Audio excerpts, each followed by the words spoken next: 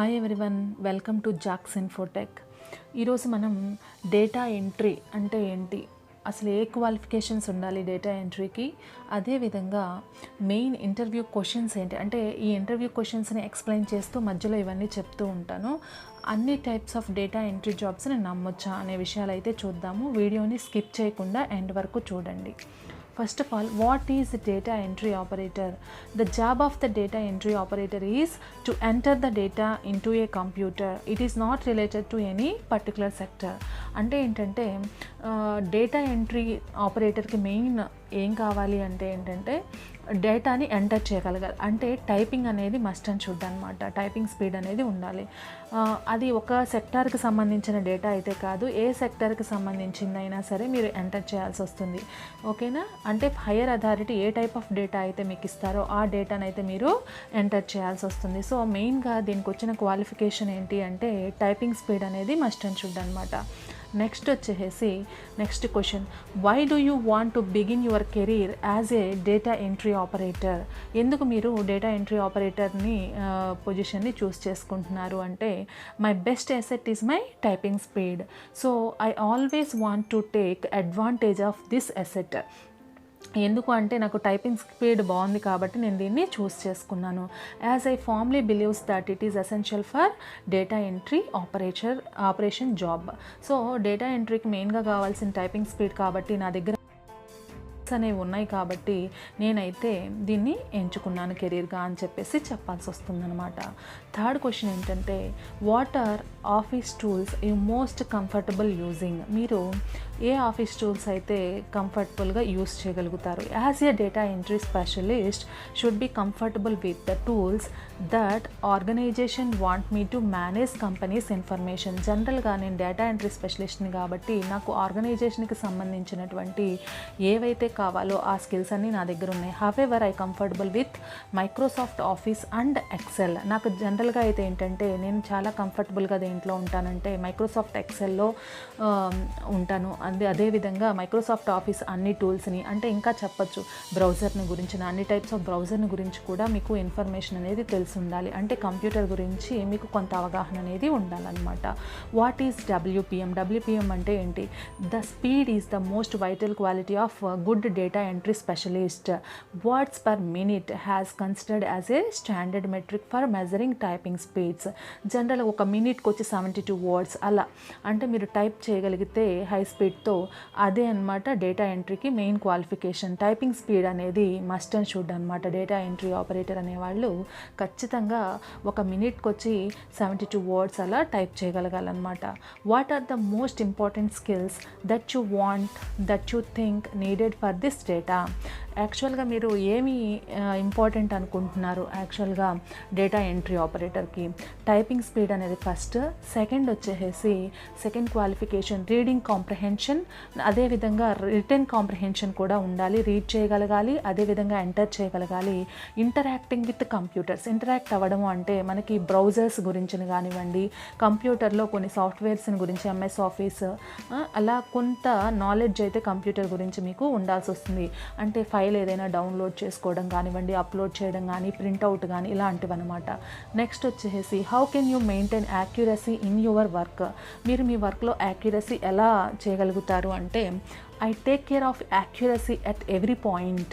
When I am entering information into the computer, I always assure that I read it at least 2 or 3 times before finalizing. యాక్చువల్గా నేను first అయితే ఏం చేస్తాను అంటే accuracy అంటే exact అనమాట.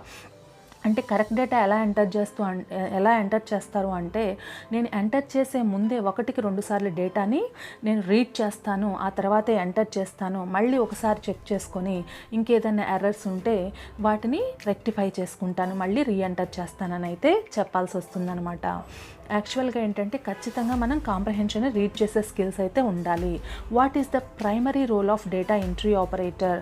జనరల్గా ప్రైమరీ రోల్ ఏంటి అంటే ఇక్కడ మీకు అన్ని పాయింట్స్ ఆఫ్ కవర్ అయిపోతుంది అనమాట. ఇక్కడ ఏంటంటే read source documents, any type of source documents వాళ్ళు ఇచ్చినవి, చెక్స్ కానివ్వండి, బిల్స్ కానివ్వండి, reports and enter data in specific data files or discs.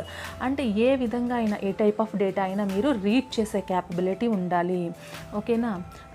A type of data అది. ఇప్పుడు మీరు ఒకవేళ ఒక కాలేజ్కి వెళ్ళారనుకోండి, ఏదైనా లెటర్ టైప్ చేయమన్నారు, ఆ లెటర్ని గురించి మీరు రీడ్ చేయాల్సి వస్తుంది, ఆ తర్వాతే కదా రైట్ చేయగలుగుతారు. అందుకని రీడింగ్ క్యాపబిలిటీ అనేది మెయిన్ అనమాట.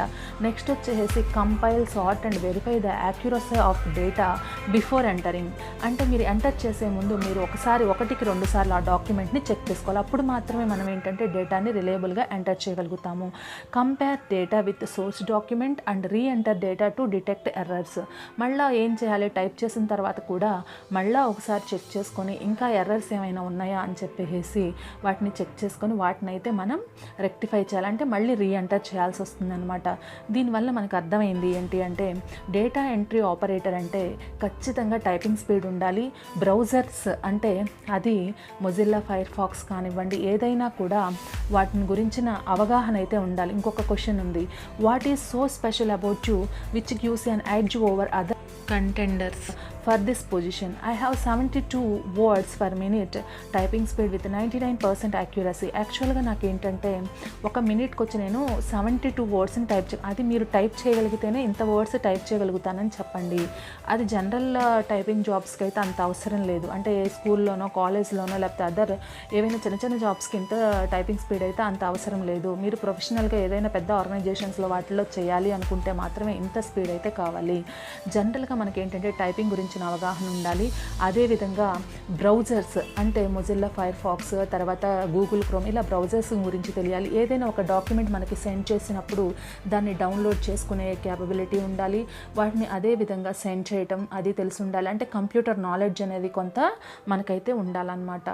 అదేవిధంగా ఏదైనా ఒక డాక్యుమెంట్ని మనం రీడ్ చేయగలగాలి, అదేవిధంగా ఎంటర్ చేయగలగాలి. ఎంటర్ చేయాలి అంటే ఎంటర్ చేసే ముందు మనం దాన్ని యాక్యురసీ అనేది మెయింటైన్ చేయాలి.